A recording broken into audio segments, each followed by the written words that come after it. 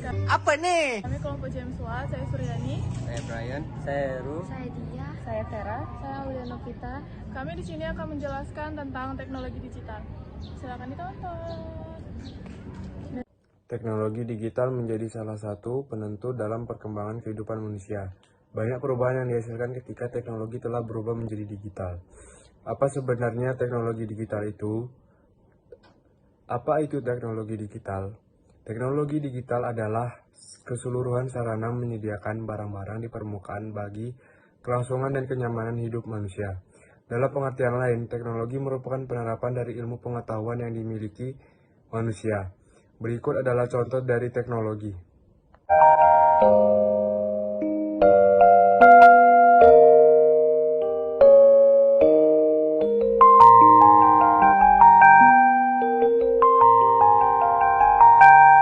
Jadi guys, munculnya teknologi digital pada akhir dekade 70-an yang menandakan terjadinya sebuah revolusi teknologi. Istilah digital sendiri merupakan antonim atau lawan kata dari istilah analog, di mana teknologi digital merupakan bentuk pengembangan dari teknologi analog.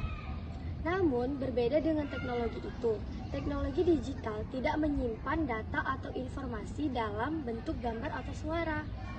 Teknologi analog biasanya cenderung menggunakan alat dengan program yang sederhana, seperti alat ukur analog. Kelemahan sistem teknologi analog biasanya terletak pada ketelitiannya. Dibanding sistem teknologi digital, teknologi analog berjalan lebih lambat.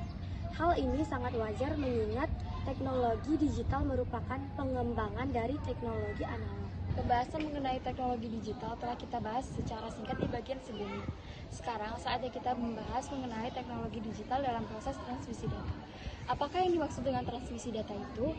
Transmisi menurut Kamus Besar Bahasa Indonesia adalah pengiriman pesan dari sebagainya dari seseorang kepada orang lain. Adapun data yaitu keterangan atau informasi dalam berbagai bentuk seperti tulisan, suara, gambar diam, gambar bergerak, tulisan, dan sebagainya. Jadi, transmisi data adalah proses pengiriman data dari pengirim ke penerima.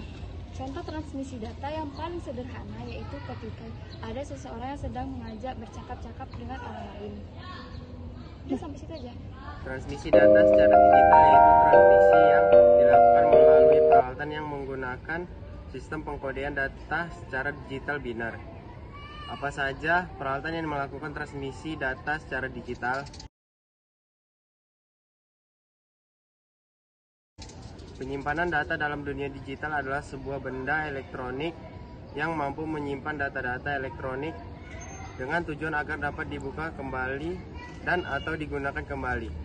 Data-data yang disimpan dapat berupa gambar diam, gambar bergerak, suara, tulisan, dan sebagainya.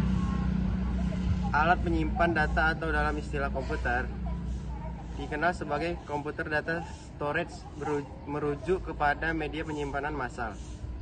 Bentuknya bisa berupa cakram optis, beberapa bentuk media penyimpanan magnetis, dan tipe-tipe media penyimpanan lainnya yang lebih lambat daripada RAM, tetapi memiliki sifat lebih permanen seperti flash memory. Beberapa jenis alat penyimpan data yang cukup populer dalam dunia kompetisi atau komputer sebagai berikut.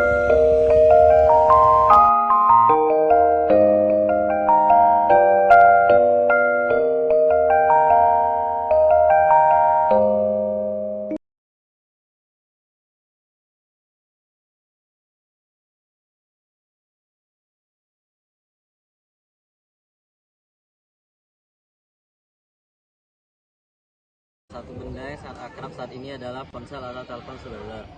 Hampir setiap orang mempunyai benda ini, baik bagi yang sekadar memanfaatkan untuk komunikasi dasar atau bahkan fungsi hiburan.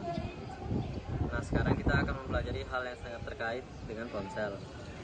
Telepon seluler atau ponsel atau telepon genggam atau yang biasa kita ketahui handphone atau HP adalah perangkat telekomunikasi elektronik yang mempunyai kemampuan dasar yang sama dengan telepon konvensional saluran tetap. Kelebihannya dapat dibawa kemana-mana dan tidak perlu disambungkan dengan jaringan telepon menggunakan kabel. Udah. Genggam pertama kali didemonstrasikan oleh John F. Mitchell dan Dr. Martin Cooper dari Motorola tahun 1973. Menggunakan sebuah handset yang bermassa sekitar 1 kg, pada tahun 1983 di NTIC adalah telepon genggam yang pertama kali tersedia secara komersial. Sejak tahun 1990 sampai dengan 2011, pelanggan telepon genggam berkembang dari 12,4 juta hingga menjadi lebih dari 6 miliar pelanggan. Artinya, sekitar 87% dari populasi dunia sudah menggunakan ponsel.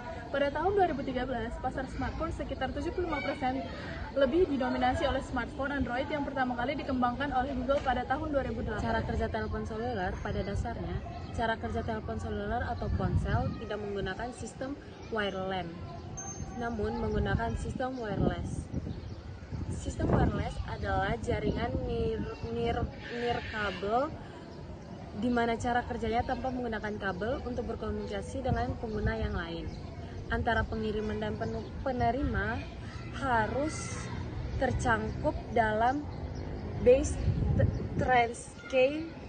transceiver station atau BTS yang memfasilitasi antara pengguna telepon seluler secara wireless.